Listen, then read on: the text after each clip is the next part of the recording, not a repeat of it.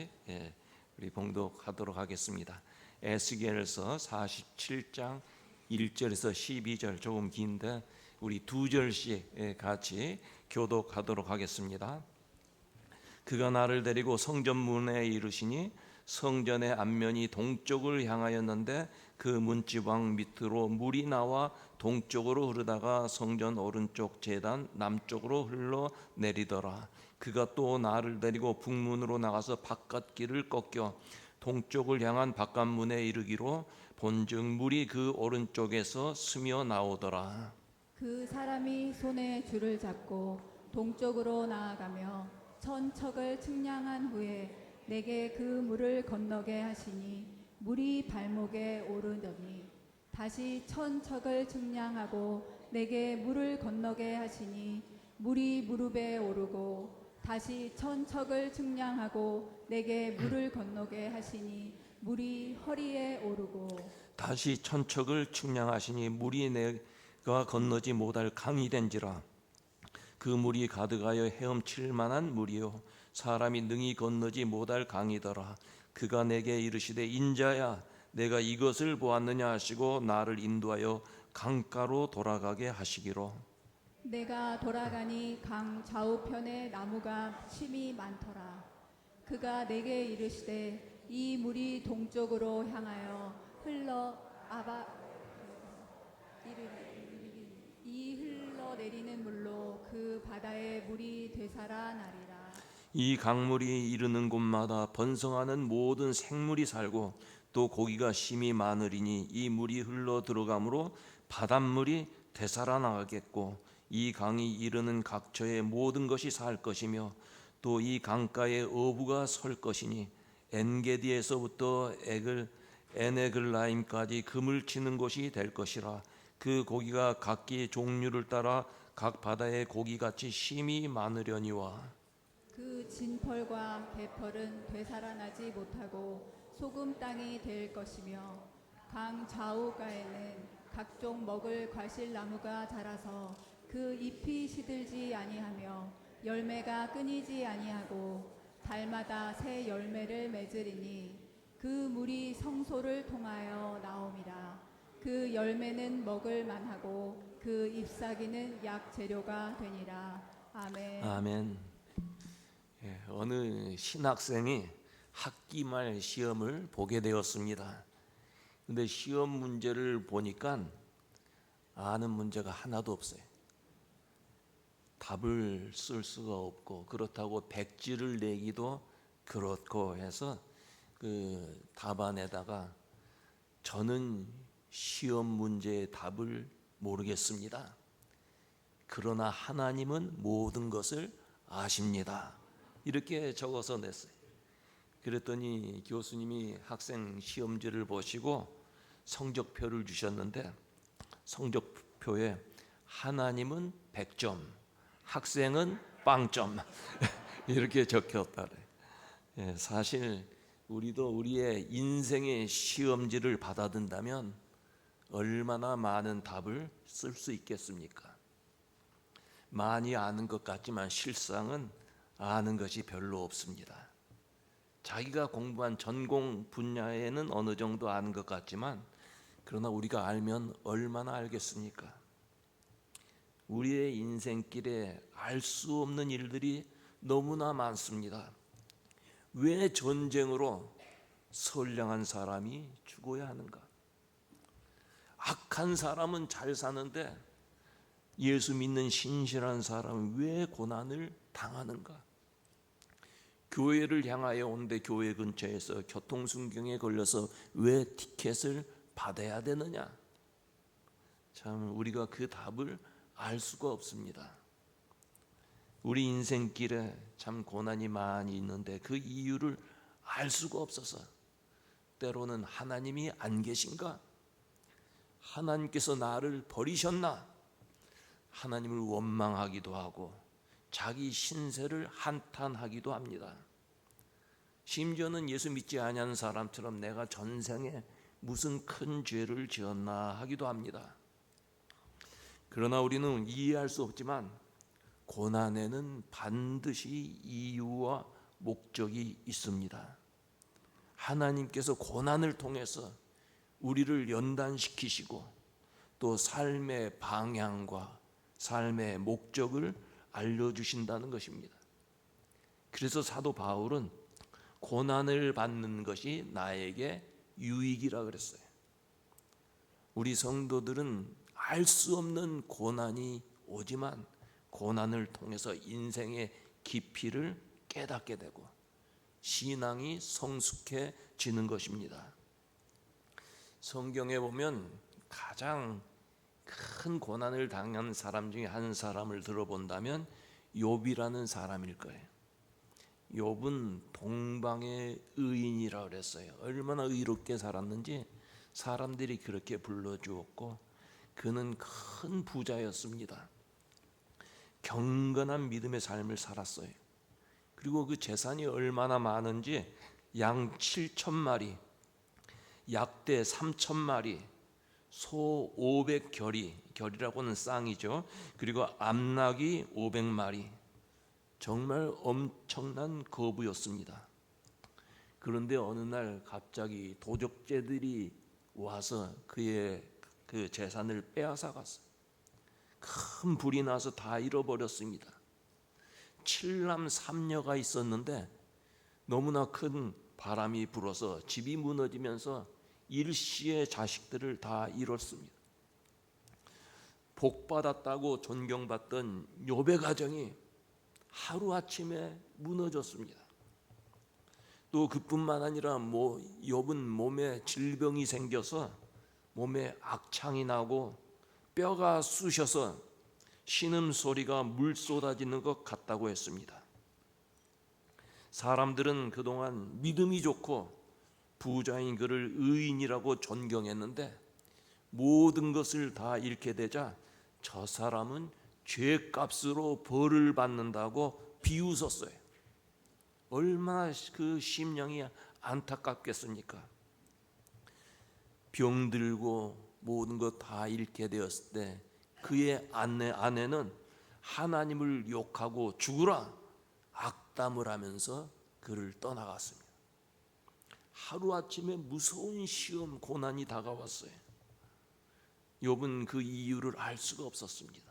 그래도 믿음으로 신실하게 사는 사람인데 왜 이런 고난이 나에게 닥쳐왔을까? 그러나 하나님은 그 답을 알려주지 않았어요. 침묵하셨습니다. 그리고 도리어 하나님께서 욥에게 질문을 하십니다. 내가 이 세상 천지를 어떻게 창조했는지 아느냐? 하나님의 사랑이 얼마나 큰지 너는 아느냐? 하나님의 공의가 어떻게 나타나는지 아느냐? 사람이 언제 태어나고 언제 죽는지 너는 아느냐? 사람의 지혜로 하늘에 떠 있는 구름 그 수를 다 셀 수 있느냐? 욥은 아무것도 대답할 수가 없었어요. 다 모르는 것이었어요. 그리고 나서 깨달았는데 하나님, 나는 모르지만 하나님께서는 다 아십니다. 그래서 하나님, 다 아시는 하나님께서 나의 길을 선하게 인도해 주실 줄로 믿고 나의 삶을 맡기겠습니다. 이 욥은 다 잃었지만 한 가지 잃지 않은 것이 있었는데 그것은 바로 믿음이었습니다. 다 잃었어도 믿음을 잃지 않았어요. 내가 이 세상에 빈손으로 왔지만 그리고 빈손으로 하나님 앞에 돌아갈 것이라. 주신 자도 하나님이요 거두어 가신 자도 하나님이라. 하나님의 이름만이 찬송받을지어다. 그렇게 고백을 했어요. 욥은 모든 것 다 잃었지만 하나님께서 나를 선하게 인도해 주실 것이라는 그 믿음을 지켰습니다. 여러분, 우리의 생애 가운데도 알 수 없는 고난이 올 때가 있어요. 무서운 시험이 올 때도 있어요. 그러나 믿음을 지키면 모든 것 잃어버린 것 아니에요. 왜 그렇습니까? 하나님께서는 우리의 믿음을 보시고 다시 회복시켜 주시고 더 많은 은혜를 부어주시기 때문인 것입니다. 여러분 끝까지 믿음 지키시기 바랍니다. 우리의 삶 속에 어려운 고난이 와도 알 수 없는 일들이 생겨도 금보다 귀한 믿음, 그것만은 지키며 사는 성도들이 되어야 된다는 말씀이에요. 우리는 우리 앞에 일어난 일들, 우리는 그 이유를 알고 싶어 합니다. 그리고 또 미래에 어떤 일이 일어날까 그것도 알고 싶어요. 그래서 어떤 사람들은 점쟁이에게 가는 거예요. 어떤 일이 일어날 것인가. 그런데 이것은 한국 사람뿐만 아니라 미국 사람들도 마찬가지 같아요. 미국에 이런 길을 걷다 보면 손금 보는 집이 많아요. palm reader 그렇게 써가지고 손 같은 거 그림 앞에다 딱 그려놓고, 그래서 무슨 일이 일어날지 궁금해합니다. 어떤 사람은 중국 식당에 가면 포춘 쿠키 악착같이 읽어보려고 해. 거기에 도대체 무슨 말이 있을까? 그런데 여러분, 미래를 알면 행복합니까? 우리 미래에는 좋은 일뿐만 아니라 나쁜 일도 있어요. 언제 교통사고 날지, 언제 병원에 입원할지, 언제 사업이 망할지, 언제 죽을지, 그것을 다 안다면 행복하겠습니까? 그것을 알면 불안하게 살 거예요. 미래를 모르고 사는 것이 행복한 거예요. 우리가 모든 소리를 다 듣기를 원하지만 하나님께서 우리에게 모든 소리 다 듣지 못하게 했어요. 너무 큰 소리 우리는 못 알아들어요. 아주 조그만 소리 못 알아듣습니다. 만약 우리가 그 모든 소리를 다 들을 수 있다면 자기가 숨 쉬는 소리, 심장 뛰는 소리, 그 때문에 편히 잘 수 없을 거예요. 그 못 듣는 거예요. 모르는 거예요. 우리 눈이 현미경처럼 밝으면 손에 묻은 병균이나 음식에 있는 세균 다 보여서 먹지 못할 거예요. 자세히 보지 못하게 한 것, 잘 듣지 못한 것, 미래를 알지 못하게 하신 것 하나님의 은혜라 그 말이에요. 우리는 모든 일에 대해서 이유를 다 알 수가 없습니다. 그래서 우리의 미래를 아시는 하나님, 선한 길로 이끌어 주신 하나님, 우리가 믿고 살아야 된다는 말. 그런 사람이 행복한 사람이에요. 하나님 앞에 맡기고 살아야 돼. 그러면 하나님께서 우리를 의의 길, 참 하나님께서 기뻐하시는 길로 이끌어 주세요. 우리 교회가 참 많은 고난과 시험을 가졌어요. 왜 하나님께서 우리에게 환난의 풍파가 오게 하셨을까? 그 이유 분명히 아는 사람 없을 거예요.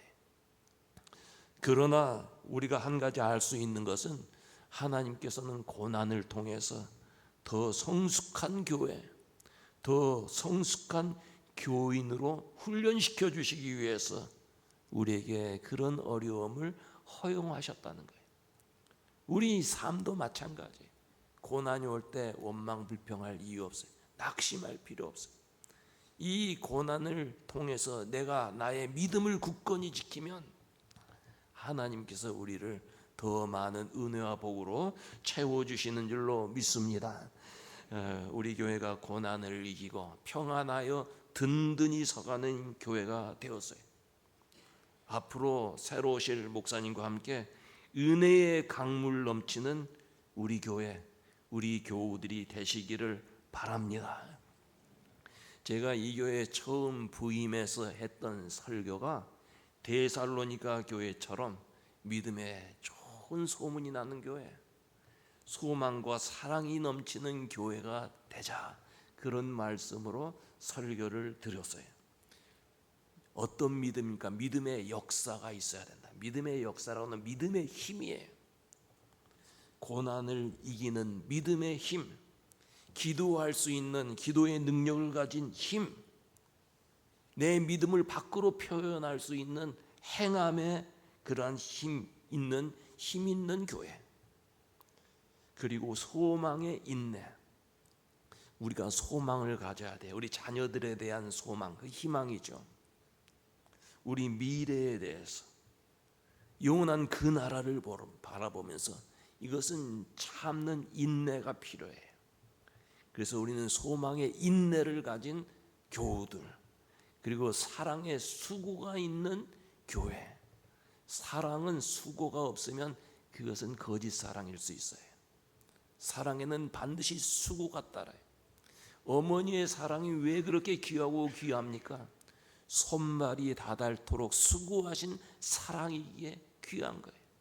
우리가 그런 사랑이 넘치는 교회가 되자, 그런 말씀을 드렸어요. 오늘 제가 이 교회에 이임을 하면서 우리 교우들에게 다른 말씀 드리지 않고 축복의 말씀을 전하려 해요. 축복의 말씀을 전할 때 그 내용이 무엇일까? 우리 교우들 건강하시고 돈 많이 벌어서 부자가 되세요. 이런 축복도 있겠지만 그것보다 더 큰 축복을 드리려고 해요. 오늘 우리가 성경 좀 길게 읽었습니다마는 에스겔 선지자가 환상을 보았는데 성전 문지방에서 물이 스며 나오는 거예요. 그 물이 처음에는 아주 미미했어요. 그러나 1천척까지 발목까지 그 물이 차고, 조금 더 가니까 무릎까지 차고, 조금 더 가니까 허리까지 차고, 마지막 1천척을 가보니 사람이 능히 헤엄쳐서 건널 수 없는 아주 깊은 강이 되었다. 그런 내용의 말씀이에요. 처음에는 미미한 물이 흘러나왔지만 나중에는 헤엄쳐서 건너지 못할 만큼 그 많은 물이 흘러넘쳤다. 하나님은 이 환상을 통해서 하나님의 은혜는 갈수록 더 깊어지고 풍성해지는 것을 보여주신 거예요. 여러분, 사탄의 역사는 갈수록 우리를 비참하게 만듭니다. 갈수록 우리를 망하게 만들어요. 그러나 하나님의 은혜는 갈수록 풍성해지는, 우리가 믿음으로 살면 하나님께서는 갈수록 점점 더 좋은 것으로 풍성한 은혜를 부어주신다는 말씀이에요. 그리고 성전에서 흘러나온 그 물이 강물이 되어서 아라바로 흘러내려가게 되었다 그랬어요. 그랬더니 그곳에 흘러가서 그 물이 있는 곳에 생물이 번성하고 고기가 많아지고, 강 좌우편에는 실과나무가 있고, 그 실과나무의 잎사귀는 약재료가 되었다 그 말. 성전에서 흘러나오는 그 물이 생명의 역사, 회복의 역사, 풍성한 열매의 역사를 이룬다는 말씀입니다. 오늘 8절에 보면 성전에서 흘러나온 물이 아라바로 흘러갔다 그랬어요. 이 아라바는 지금의 사해를 말합니다. 이스라엘에 사해가 있잖아요. 사해는 해저 400m에 이 세상에서 가장 낮은 곳에 위치한 작은 호수예요. 근데 물이 너무너무나 짠 물, 바닷물 같아서 사해, 데드시라고 그렇게 부르기도 합니다. 이곳에는 위에서 그 위에 산에서 흘러내린 물이 갈릴리 호수로 와서 그 다음에 요단강을 건너서 사해로 들어가는데 거기에서 물이 멈춰요. 더 이상 흘러가지가 않습니다. 물이 흘러나갈 곳이 없기에 고여있는 물이 되는데 엄청난 짠물이 됩니다. 어떤 생물도 살 수가 없어요. 그래서 죽음의 바다라고 부르지 않겠습니까? 근데 이 죽음의 바다에 성전에서 흘러나오는 그 은혜의 강물이 흘러 들어가니까 죽음의 바다가 생명의 바다가 되었다는 말씀이에요. 여러분, 세계 어느 곳을 다녀봐도 우리 한강처럼 좋은 강, 또 청계천 같이 맑은 냇가가 없습니다. 그런데 한때 한강이나 청계천 오염되고 냄새나고 고기가 살 수 없는 그런 죽은 강이었어요. 그런데 그것을 잘 관리해서 이제는 세계적인 명소가 되었어요. 그래서 외국인들이 한국에 가면 이 한강을 보고 놀래고 또 청계천 일부러 찾아가서 그곳을 즐깁니다. 그러나 여러분, 죽음의 바다 사해는 사람의 능력으로 살릴 수 있는 그런 바다가 아니에요. 하수도를 고치고 덮개를 씌워 놓는다 해도 살아나는 바다가 아닙니다. 오직 하나님의 능력만이 살릴 수 있는데, 성전에서 흘러나온 은혜의 강물이 들어가니까 생명력 있는 그런 바다가 되고 생물들이 많이 살게 되었고 생명의 역사가 일어났다는 말씀입니다. 성전에서 흘러나온 물, 여러분, 우리 교회 강단에서 흘러나온 물이, 이 물이 흘러서 죄로 죽었던 사람들의 심령이 살아나고 죄 용서함 받고 구원받는 생명의 역사가 있기를 바랍니다. 이 단은 하나님의 말씀이 흐르는 곳이에요. 그래서 그 말씀이 단 곳에 생명의 역사가 일어나는 거예요. 은혜의 강물이 들어가니까 그곳에 고기 종류가 풍부해지고 고기의 수도 엄청나게 많아졌어요. 은혜의 강물이 넘칠 때 사해에 고깃대가 많아지듯이 우리 교회에 많은 사람들이 모여서 놀라운 부흥의 역사가 있기를 바랍니다. 우리 교회 이후에도 이런 역사가 있어야 돼요. 우리만 예수 믿고 구원받은 것이 아니라 우리 이웃에게, 이 지역 사람들에게 복음 전해서 많은 사람들이 이곳에 와서 심령이 변화되고 죽은 그 영혼이 새롭게 구원받는 역사가 있기를 바랍니다. 또한 사해에 은혜의 강물이 들어가니까 사해 주변에는 사시사철 온갖 열매 맺는 나무가 자라서 과일로 풍성하게 되었다 그래요. 성전에서 흘러나온 물이 들어가는 곳에 열매가 풍성히 맺혔다. 여러분, 이 아름다운 은혜의 강물이 우리 심령에 닿아서 빈손 인생, 허무한 인생이 아름다운 열매 맺는 인생으로 바꾸어지시기를 바랍니다. 우리 교회에도 열매가 있어야 되고 우리 성도들의 삶에도 아름다운 열매가 맺혀져야 되는 거예요. 그리고 은혜의 강물이 흐른 곳에 실과 나무, 잎사귀는 약초가 되었다. 그래서 약초, 이 약초라고 하는 말은 그 원어에서 라파라고 하는, 치료라고 하는 말인데 병들고 썩은 것이 고쳐지는 그런 큰 능력을 가지고 있다는 말씀이에요. 성전에서 흘러나온 은혜의 강물이 닿는 곳에 병들고 썩은 것이 치유되는 능력이 나타나는 거예요.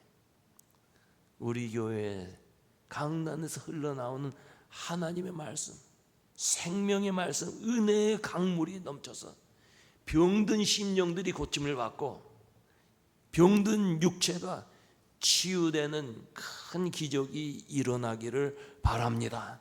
우리 교회에 그런 역사가 있어야 돼. 은혜의 강물은 단순히 메마른 땅에 흐르는 강물이 아니라 생명의 역사, 부흥의 역사, 치유의 역사를 이루는 강물이. 근데 이 강물이 어디에서부터 흘러내리느냐? 성전에서 흘러내린다 그랬어요. 근데 이 성전은 과거에 무너진 예루살렘 성전, 그 성전 건물을 의미하는 게 아니에요. 예수 그리스도의 몸을 의미하는 것입니다.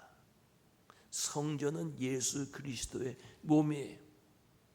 예수께서 골고다 언덕에서 십자가에서 그의 몸이 부서졌습니다. 그러나 사흘 후에 부활하셔서 우리에게 새로운 성전이 되셨어요. 우리는 지금 예루살렘에 있는 성전에 가서 예배하지 않습니다. 예수 앞에 나와서 예배해요. 예수님만 우리의 성전이 되시고 이 교회의 머리는 예수 그리스도. 예수 그리스도가 없는 교회는 교회가 아닙니다. 예수 그리스도로 신앙 고백하는 사람이 아닌 사람은 크리스찬이 아니에요. 여러분, 예수 그리스도의 십자가 밑에서 흘러나오는 은혜의 강물로 인해서 회복과 치유와 부흥과 구원의 능력을 체험하는 우리 교회가 되시기를 바랍니다. 우리 교회 교우들은 하나님을 많이 사랑하는 사람, 조금 사랑하는 것이 아니라 많이 사랑하는 사람. 그리고 크리스찬은 하나님을 사랑하고 이웃 사람들을 사랑하는 사람이에요. 그래서 우리들은 하나님 사랑, 이웃 사랑을 하는 크리스찬이에요. 우리 모두가 그렇게 되기를 원해요. 그러나 한 걸음 더 나아가서 이제는 하나님께 기쁨을 드리고 우리 이웃에게 기쁨을 나누어주는 성도들이 되어야 돼. 우리 교우들이 나가서 누구를 만났는데 사람들이 만나기 싫어하면 그 얼마나 안타까운 일이에요. 여러분 얼굴에서는 참 그리스도의 빛이 나고 여러분에게서는 그리스도의 향기가 드러나고 그리고 사람들이 여러분을 기뻐하고 여러분들이 이웃에게 기쁨을 주는 성도들이 되어야 하는 거예요. 사랑합니다 하고 하는 얼굴로 한번 쳐다보는데 아까 제가 했듯이 이 손을 그냥 이렇게 하지 말고 여기다 딱 뉘었다가 아니면 주머니에 뉘었다가 싹 빼세요. 한번 옆에 있는 교우들에게 실시!